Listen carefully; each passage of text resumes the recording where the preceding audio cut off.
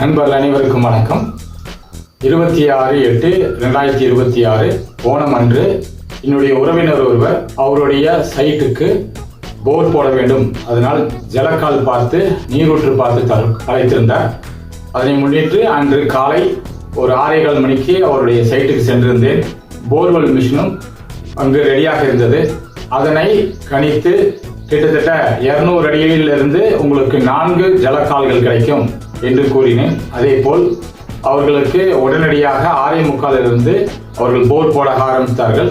சரியாக 7:30 மணிக்குள் 100 அடி சென்றவுடன் முதல் ஜலக்கால் கிடைத்தது. 300 அடி அவர்கள் போடுவதற்குள்ளே 4 ஜலக்கால்கள் கிடைத்ததனால் போதுமான நீரூற்று இருந்தனால் அவற்றை அவர்கள் நிறுத்திவிட்டார்கள். அவர்களுக்கு மிகவும் சந்தோஷமாக இருந்தது. இந்த காட்சிகள் உங்களுக்கும் விருப்பமாக இருக்கும் என்று இப்பொழுது உங்களுக்காக வழங்குகின்றோம். நீங்கள் அதனை பார்த்து மகிழலாம். முதலில் மெட்டல் ரோசரியை வைத்துக்கொண்டு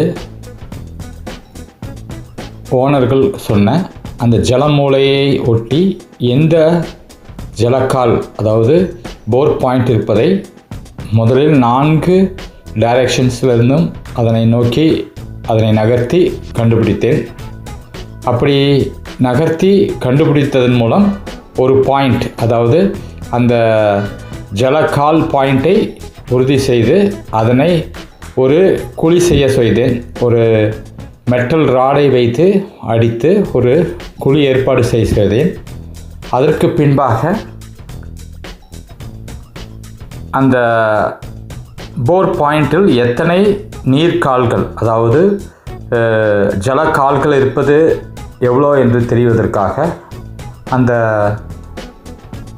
தேங்காயை பயன்படுத்துகிறேன். அந்த தேங்காய் உங்களுக்கு திரும்பி விழுகும்போது அதனில் ஒரு ஓடை இருப்பதை கணித்து அதற்காக கோடிடுகிறேன்.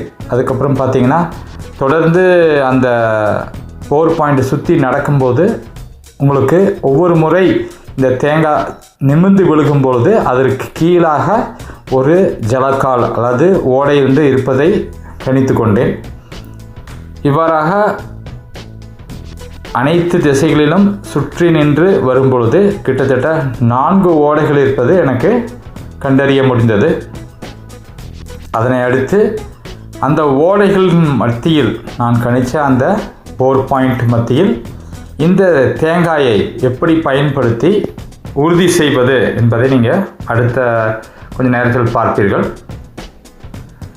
தொடர்ந்து நான் எவ்வளவு ஜலக்கால்கள் இதற்கு கிடைக்கும் என்பதை நான் உறுதி செய்து கொண்டேன். முடிவாக 4 ஜலக்கால்கள் கிடைக்கும் என்பது முடிவாகப்பட்டு விட்டது.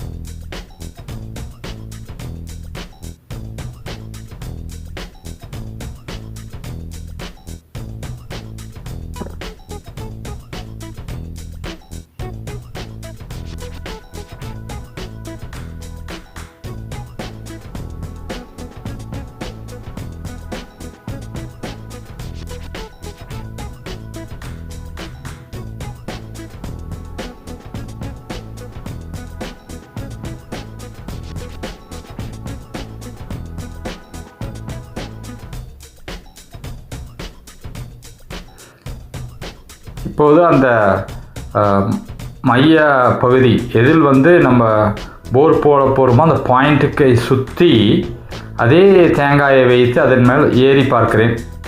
ஏன்னா ஒரு பர்டிகுலர் பாயிண்டில் மட்டும்தான் அந்த தேங்காய் என்னுடைய வெயிட்டையும் சுற்றிவிடும். அதுவும் தொடர்ந்து எல்லா 360 டிகிரிலையும் அந்த தேங்காயை வைத்து அதை கவனிக்க வேண்டும். அது ஒரு ரிப்பல்ஷன் இருக்குதா அப்படின்னு. அப்படி பார்க்கையில் பார்த்தீங்கன்னா எல்லா டைரெக்ஷன்லையும் வச்சாச்சு, ஆனால் எந்த ஒரு வைப்ரேஷனோ எதுவுமே இல்லை. இப்போ கரெக்டாக அந்த பாயிண்டட் ஏரியாவில் வைக்கிறோம்.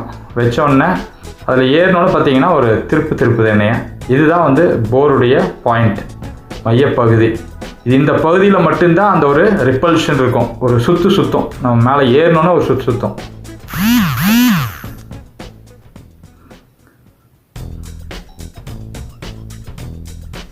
அப்போ இதை உறுதி செய்துட்டு அந்த தேங்காயை அந்த இடத்துல வைத்துக்கிட்டுறேன். அதே மாதிரி அந்த தேங்காயை அதிலே உடைச்சி அந்த போரை வந்து ஆரம்பித்து வைக்கிறாங்க.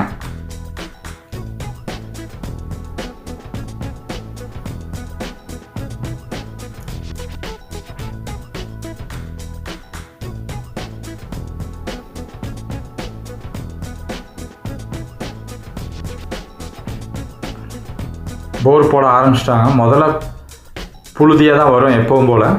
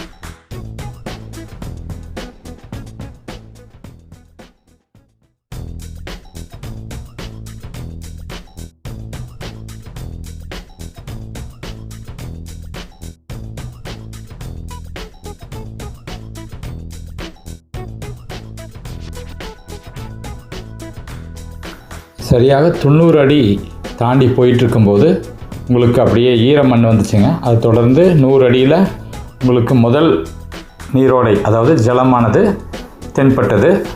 அதை தொடர்ந்து 100லேருந்து 250க்குள்ளேயே 40க்குள்ளேயே உங்களுக்கு 4 ஜலக்கால்கள் பட்டது. 4 மட்டத்தில் தண்ணி வந்ததுங்க. 300 அடி தான் ஓட்டினாங்க, ஏன்னா தண்ணி நிறையா இருந்தது.